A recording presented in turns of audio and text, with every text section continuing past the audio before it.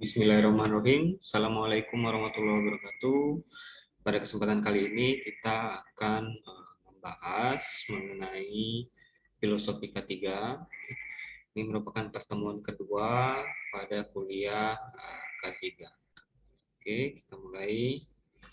Jadi capaian pembelajaran untuk pertemuan kali ini itu diharapkan mahasiswa mampu menjelaskan dan menerapkan filosofi K3 pada kehidupan sehari-hari. Kemudian sub CPMK yang ingin dicapai adalah mahasiswa dapat secara tepat mengaplikasikan filosofi K3 pada kehidupan sehari-hari. Oke, kita mulai. Jadi yang pertama adalah mengenai tujuan K3, kenapa kita harus paham betul bagaimana peran K3 dalam kehidupan kita maupun di industri kimia. Yang pertama adalah untuk mengetahui pentingnya safety itu sendiri atau keselamatan itu sendiri pada kegiatan yang mengandung proses-proses kimia di dalamnya. Kemudian yang kedua adalah memahami konsep dan mengaplikasikannya pada dunia industri kimia. Kemudian yang ketiga adalah menjadikan budaya K3 ini terserap atau menjadi bagian dari kehidupan kita sehari-hari. Kemudian kenapa kita harus mempelajari atau memahami prinsip-prinsip K3 dalam proses kimia?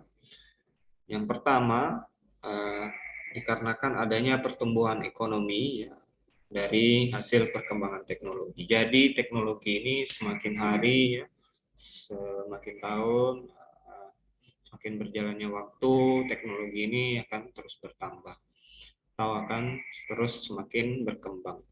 Nah, kemudian perkembangan ini juga sangat bergantung, perkembangan industri ini juga sangat bergantung pada perkembangan teknologi.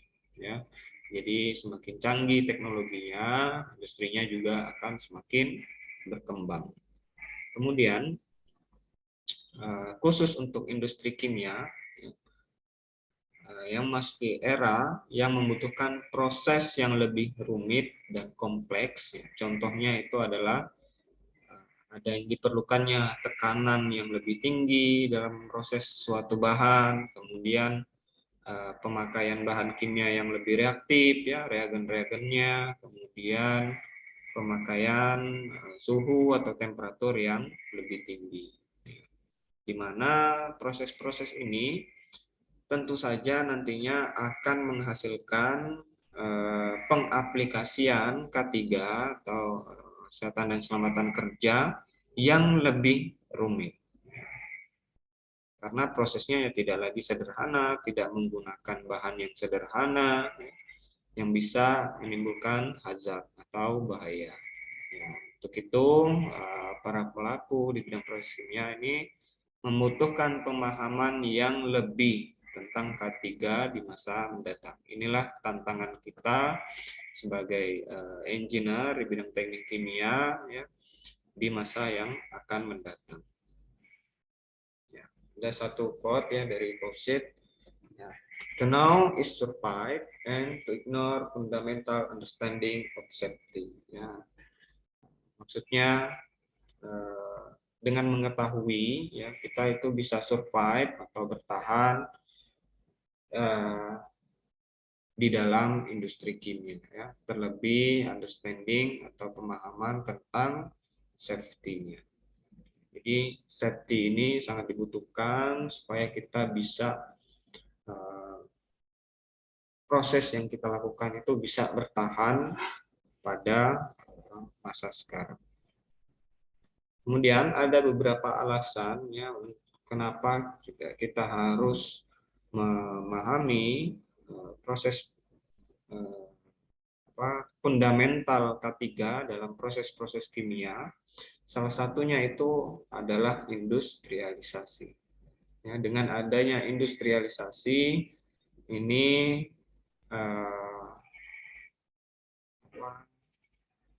proses-proses kimia yang ada di industri itu semakin tahun semakin berkembang. Alasan meningkatnya industrialisasi ini juga merupakan alasan meningkatnya populasi manusia. Jadi semakin meningkat populasi manusia, tentu saja industrialisasi akan semakin dibutuhkan. Kemudian selain menghasilkan kebutuhan manusia, industrialisasi ini juga menghasilkan impact atau akibat yang tidak bisa kita hindari. Ya, contohnya seperti ini. Dengan adanya industri, ya kita harus memahami ada yang kita peroleh, ya ada gains di sini dan juga ada impact atau akibat dari perolehan tersebut. Kita lihat dulu gains-nya atau perolehan yang kita dapatkan. Yang pertama ada fulfilling goods, ya tentu saja memenuhi kebutuhan basic kita, kebutuhan material kita seperti makanan, rumah, ya baju, mineral dan lain sebagainya. Kemudian terpenuhinya kebutuhan pokok dan jasa, ya, seperti energi, ya baik itu energi listrik, ya kemudian transportasi, infrastruktur, ya adanya mesin, ya, dan lain sebagainya. Kemudian ada juga nilai tambah, ya, dan juga employment. Kemudian dari perolehan tersebut kita juga dalam tahapannya akan memperoleh impact atau akibat, ya, dari perolehan tersebut. Yang pertama tentu saja impact-nya terhadap kita adalah polusi. Polusi ini tentu saja kita sudah mengetahui bahwa polusi ini bisa kita spesifikasikan lagi, klasifikasikan lagi menjadi 3, ya. Yang pertama polusi udara, polusi air, cairan, kemudian degradasi tanah. Semua ini didasarkan atau disebabkan oleh industrial waste atau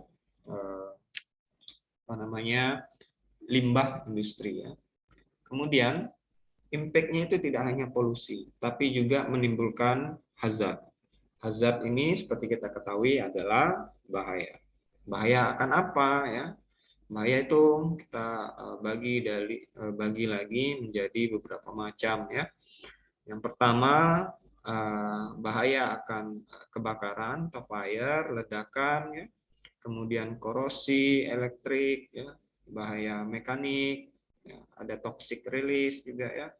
Ini juga akan kita perdalam pada pertemuan selanjutnya. Kemudian yang paling akhir itu yang paling tidak kita inginkan adalah adanya accident atau disaster. Ya, accident itu maksudnya kecelakaan. Ya, kita tidak menginginkan pada saat kita bekerja di sebuah industri itu kita mengalami kecelakaan kerja. Kecelakaan kerja ini dapat berdampak pada apa saja. Yang pertama tentu saja terhadap tenaga kerjanya, kita sebagai tenaga kerjanya. Kemudian dapat merusak peralatan, ya, mesin dan lain sebagainya, equipment, ya. Kemudian juga dapat menimbulkan kerugian terhadap properti di perusahaan. Kemudian alasan berikutnya adalah lifestyle, ya, perilaku hidup, ya, atau gaya hidup. Ini sangat berpengaruh pada berkurangnya kualitas lingkungan. Kemudian perilaku hidup yang tidak baik, yang kurang baik, itu seperti konsumsi barang, jasa, dan energi yang berlebih, itu akan mengakibatkan proses industrialisasi itu akan semakin meningkat untuk memenuhi target tersebut. Ya. Ini sebagai contoh, ya, kebutuhan akan aluminium pada tahun 1776 itu masih 0. Kemudian di 1996 itu meningkat menjadi 93 kali. Ya. Dengan kata lain, pada 200 tahun itu peningkatan konsumsi aluminium itu hampir mencapai 100 kali. Tidak hanya aluminium, kita lihat di sini ada semen, ya, batu bara, ya, clay, tembaga, dan lain sebagainya. Itu akan semakin meningkat. Karena apa? Karena ada industrialisasi tadi. Dan kita tidak bisa mengelak, ya, karena itu kebutuhan kita. Ya. Faktor lain yang mempengaruhi ya biasanya itu dengan adanya globalisasi ya seperti sekarang ya, tentu saja globalisasi sangat berpengaruh pada kehidupan kita. Kemudian adanya perkembangan teknologi dan juga renovasi ya. Kemudian ada produksi mineral dan konsumsinya dan juga ada industri kimia. Kemudian apa itu kesehatan, keselamatan, dan environment pada pekerjaan kita, yaitu kalau kita di sebuah industri itu kita bisa bagi menjadi dua, ya. Ada direct industry atau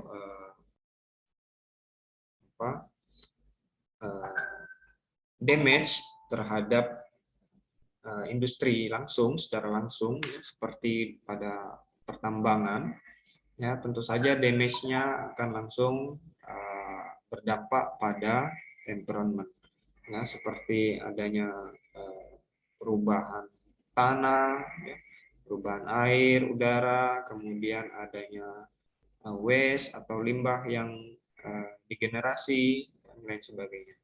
Kemudian ada juga pada industri mineral processing, ya, pengolahan mineral, ya, itu akan berdampak pada lahan, kemudian air, dan juga udara, dan lain sebagainya. Kemudian ada juga dampak yang tidak langsung atau indirect damage, ya, indirect pada industri. Seperti misalnya kita ambil contoh mining, ya, yang memproduksi Fe, Cu, itu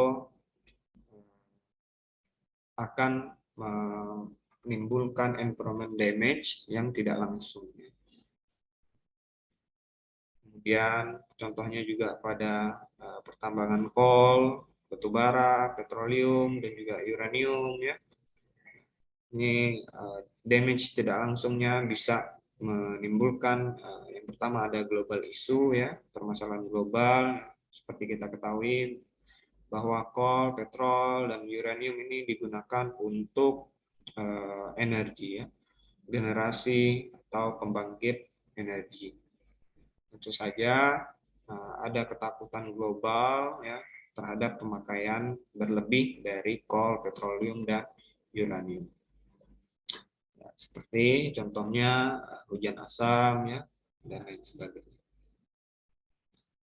Oke, kita masuk pada pengertian keselamatan. Apa itu keselamatan? Ya, jadi keselamatan itu secara garis besar merupakan pencegahan kehilangan terhadap sesuatu.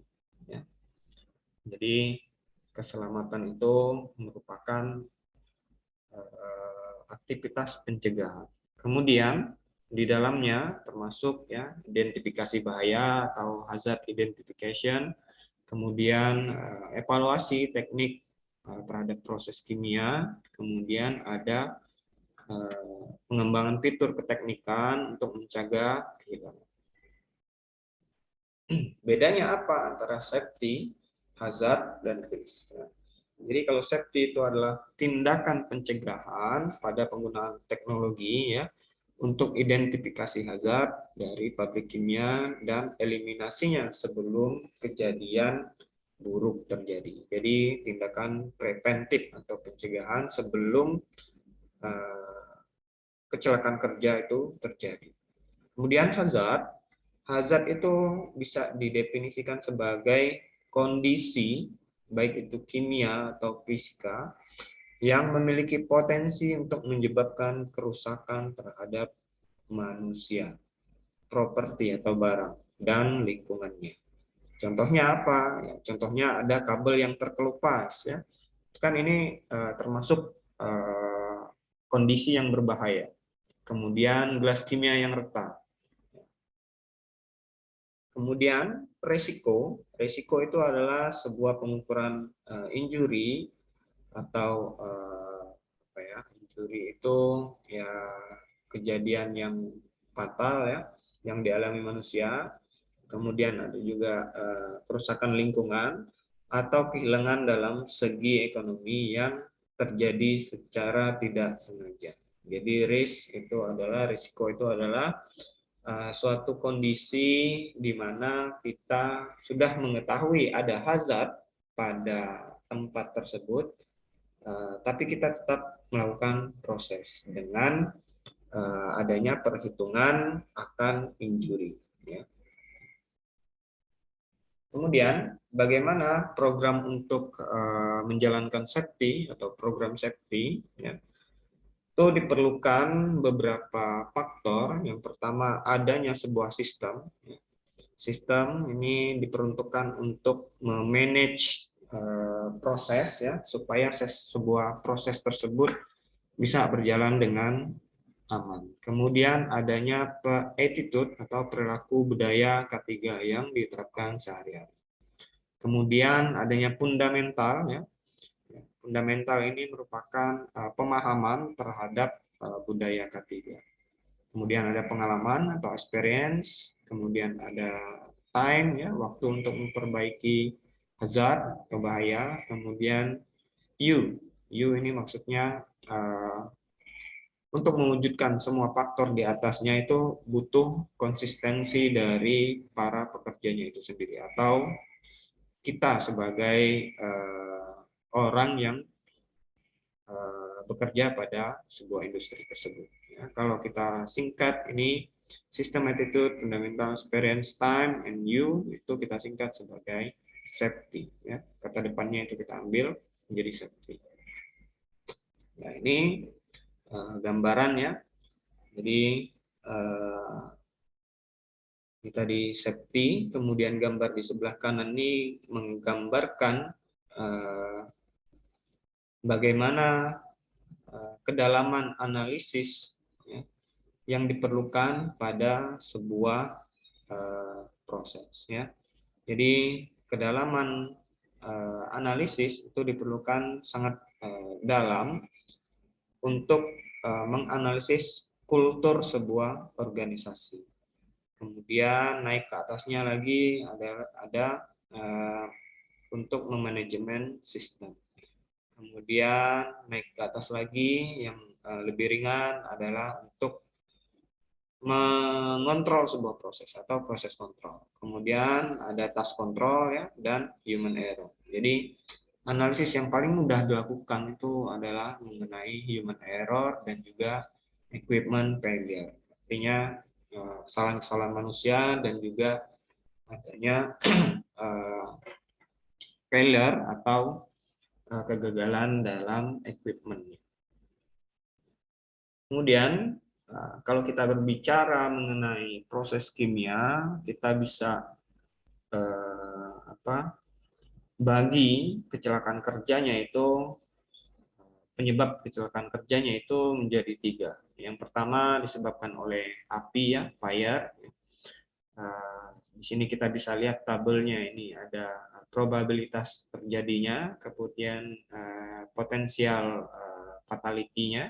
Ya, maksudnya potensial fatality itu potensial untuk kehilangan sesuatu ya, baik itu damage terhadap tubuh kita ya, kemudian kehilangan terhadap kerusakan mesin ya, properti ataupun kehilangan ekonomi. Ya. Jadi probabilitas kejadiannya kebakaran itu sangat tinggi. Kemudian potensial fatality-nya terhadap tubuh kita yaitu bisa dikatakan rendah.